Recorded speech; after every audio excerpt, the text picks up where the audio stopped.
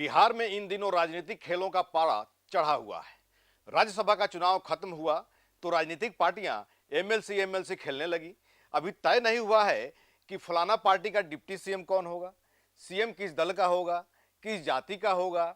यह खेल अभी चल ही रहा है कि किस दल के कितने एमएलसी होंगे, ये शुरू हो गया। एनडीए के भीतर एमएलसी के लिए एलजेपीआर, हिंदुस्तान अवामी मोर्चा यानी हम, कितनी सीटें झटक पाता है ये तो वक्त बताएगा। लेकिन महागठबंधन को लेकर के भी सवाल उठ रहा है कि क्या एआईएमआईएम राज्यसभा में दी गई कुर्बानी का हिसाब अब आरजेडी से एक एमएलसी पद के लिए ले पाती है या नहीं। नमस्कार, आदाब, सत श्री अकाल। मैं हूं मनोज नारायण सिंह और आप देख रहे हैं मंथन टुडे। अगर केवल जून 2026 में खाली होने वाली सीटों की बात करें तो एनडीए थोड़ा रिलैक्स मूड में है। जून 2026 में एमएलसी की कुल 9 सीटें खाली होंगी। इसमें आरजेडी के मोहम्मद फारूक हैं, सुनील कुमार सिंह हैं, जेडीयू से प्रोफेसर गुलाम गौस हैं, भीष्म सहनी हैं, कुमुद वर्मा हैं, भगवान सिंह कुशवाहा हैं, बीजेपी से संजय मयूख हैं, सम्राट चौधरी हैं, मंगल पांडे हैं, कांग्रेस से समीर कुमार सिंह हैं। और इसमें 2 सीट जो है इसमें खाली हो रहा है उपचुनाव को लेकर। इसमें नीतीश कुमार का है। नीतीश कुमार का 2030 तक का कार्यकाल है, उन्होंने एमएलसी पद से इस्तीफा दे दिया। और मंगल पांडे का है, इनका भी एमएलए बनने के बाद में इन्होंने एमएलसी से इस्तीफा दे दिया। इनका भी कार्यकाल 2030 का है। तो ये मिड टर्म पोल 2 सीट पर होना है, मतलब कि नोटिफिकेशन 2 बार होगा, 2 टर्म में होगा। चुनाव एक दिन ही होने की संभावना है। चुनाव आयोग किस तरह से डायरेक्शन देती है, लेकिन अंदेशा यही जताया जा रहा है कि वोटिंग एक ही दिन होगा, लेकिन नोटिफिकेशन 2 होगा। एक जिसका टर्म पूरा हो रहा है उसका 9 सीट का, और 2 मिड टर्म पोल का, उसका वोटिंग अलग होगा, लेकिन वोटिंग होगा एक ही दिन। अब सवाल यह पैदा हो रहा है कि जिस तरह से बिहार विधानसभा चुनाव 2025 के परिणाम आए उसके मुताबिक एनडीए की बढ़त इसमें भी दिख रही है। राज्यसभा में भी बढ़त मिली और एमएलसी में भी जो है बढ़त मिलने की गुंजाइश दिख रही है और चर्चा भी है। और इसमें महागठबंधन फिर पिछड़ती हुई दिख रही है।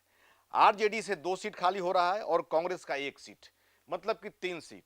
और 1 सीट के लिए 24.3 यानी 24 या 25 माना जा रहा है। 25 जो है वोट चाहिए एमएलए का। तो वैसी स्थिति में अगर आंकड़ा देखा जाए तो आरजेडी के पास 25 विधायक हैं। टोटल अगर बात करें महागठबंधन में पूरा विपक्ष का, महागठबंधन सहित पूरा विपक्ष का, एआईएमआईएम सहित, तो 41 एमएलए हैं। चाहिए 25, हो जाएगा। 2 सीट भी की अगर गुंजाइश अगर बनती है तो उसके लिए चाहिए 50 वोट, जो मुश्किल दिख रहा है। चर्चा हो रही है कि राज्यसभा में तो अपने विधायक वोट नहीं दिए तो फिर जो है इतना वोट कहां से लाएंगे एक्स्ट्रा। तो यहां पर भी बैकफुट पे महागठबंधन दिख रही है, आरजेडी दिख रही है। और यह भी चर्चा हो रही है कि जिस तरह से एआईएमआईएम ने कुर्बानी दी आरजेडी के लिए, अपना 5 एमएलए का वोट दिया, और चर्चा यह है कि एमएलसी पद के लिए एमएलसी की शर्त पर एआईएमआईएम ने सपोर्ट किया, अपना वोट दिया। और यहां पर जो है 2 सीट आरजेडी का, 1 सीट कांग्रेस का, 3 सीट खाली हो रहा है। और जितने विधायक की क्षमता अगर देखें पूरे अपोजिशन की, तो वैसी स्थिति में 41 जो है वोट है और 50 वोट चाहिए 2 के लिए। एक तो श्योर है कि निकल जाएगा 25 वोट। 25 वोट जो है 25 एमएलए ऑलरेडी जो है ये कांग्रेस आरजेडी का है। तो वैसी स्थिति में अब ये देखना बड़ा दिलचस्प होगा कि आरजेडी एआईएमआईएम की दी हुई कुर्बानी का एहसान कैसे चुकता करती है भी कि नहीं। ये जो है बड़ा दिलचस्प होगा देखना। और चर्चा भी हो रही है, एआईएमआईएम ने त्याग किया, अब आरजेडी जो है क्या खेला खेलती है। अब आने वाले समय का इंतजार है।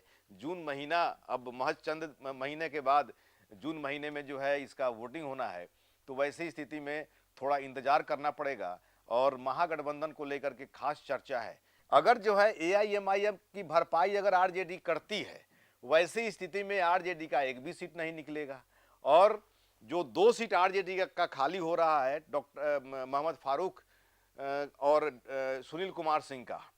सुनील कुमार सिंह राबड़ी देवी के मुंह बोला भाई हैं, पार्टी के कोषाध्यक्ष हैं, और मुखर होकर आरजेडी के लिए विधान परिषद में हो चाहे खुले मंच पर हो, आरजेडी की तारीफ भी करते हैं और आरजेडी के लिए, पार्टी के लिए वो किसी भी हद तक जो है लड़ाई लड़ लेते हैं किसी से।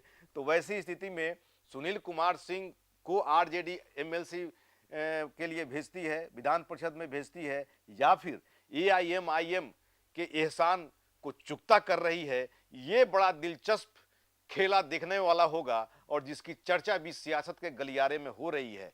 अगर ऐसा होगा तो अगर एआईएमआईएम के एहसान का अगर बदला अगर आरजेडी दे रही है तो सुनील सिंह का सीट जो है चला जाएगा, और नहीं तो सुनील सिंह को अगर बचाना है तो वैसी स्थिति में एआईएमआईएम का एहसान भूल जाना होगा। लोगों को इंतजार है इस वक्त का। ऐसे ही खबर देखने के लिए देखते रहिए मंथन टुडे। हमारे चैनल को लाइक करिए, सब्सक्राइब करिए और अधिक से अधिक लोगों तक शेयर करिए। बहुत बहुत शुक्रिया।